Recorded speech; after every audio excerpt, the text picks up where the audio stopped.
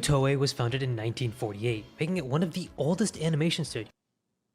Toei was founded in 1948? Damn! And it's responsible for some of the biggest anime ever, like Dragon Ball, One Piece, Sailor Moon, and much, much more. Because they've been around for so long, they have a history that I can't entirely cover, but I'll try. Toei actually helped popularize trends like magical girls with Sailor Moon, or Super Mecha with Mazinger Z, and Toei animation can generally be a mixed bag. Because they take on so many projects and have many different teams working on different productions, the quality can vary wildly. If you see that Toei is animating something, episode 1 could look like that, and episode 201 could look like that. Really? I don't know about that. You should check the actual staff involved with that series, and that usually is a better indicator of the actual quality that series will have. I mean, just look at the inconsistency in One Piece. Some of the episodes are jaw-dropping, but some are just like, eh. But one of the best things about Toei Animation is that their workers are unionized. Meaning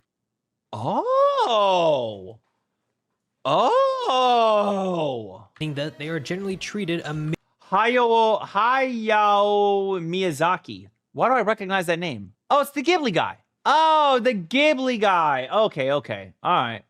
Cool. Like I said, I don't know anything about animation studios. You can't get mad at me. Cop out. amazingly compared to other anime studios. From what I understand, working on One Piece is a pretty smooth and positive experience. Studio Madhouse was founded in 1970. That was it.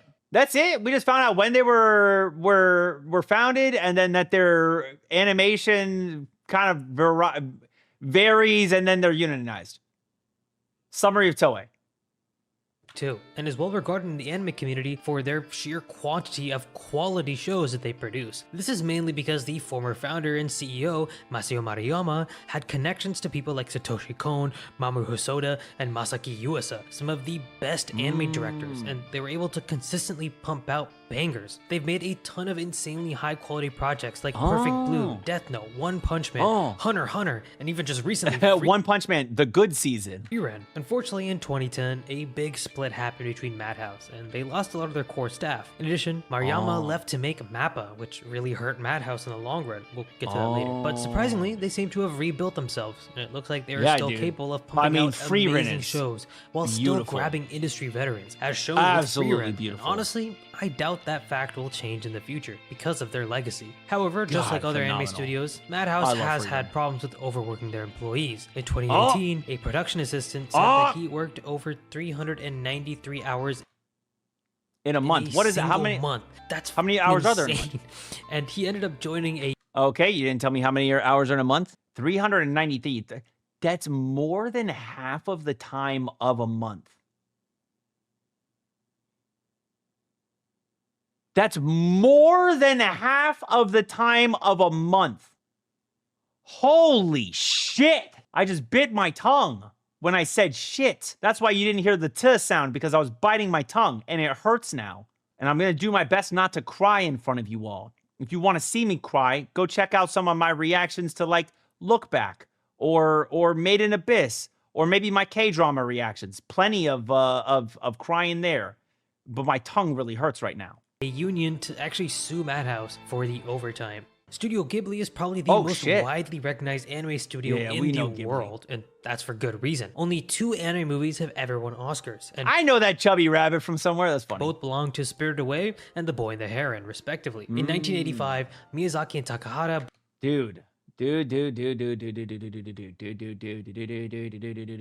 Spirited Away, still my favorite movie of all time. Spirited Away is the only Ghibli movie I cannot rewatch. I'm 99% sure that as a kid, I watched Howl's Moving Castle and Princess Mononoke as well as Spirited Away, and Ponyo. Those are the only 4. Oh, and Kiki's Delivery Service. Those are the only 5 Ghibli movies I've seen. I have not rewatched any of those movies since I initially saw them. I have not seen any of them after 2010.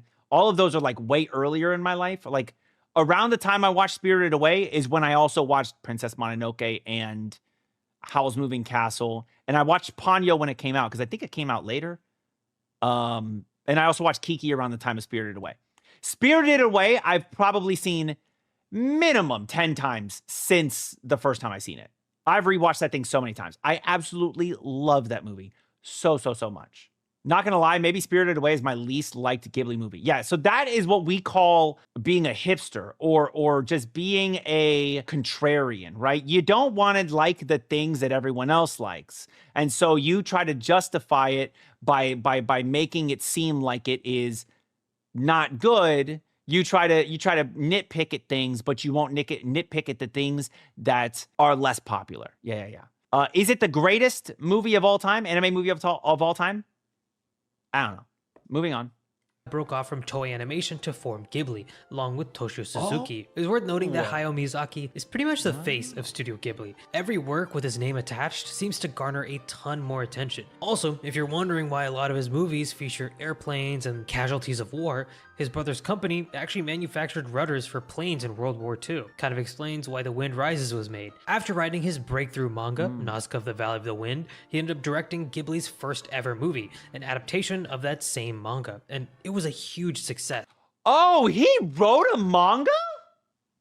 Oh, shit. I did not know that.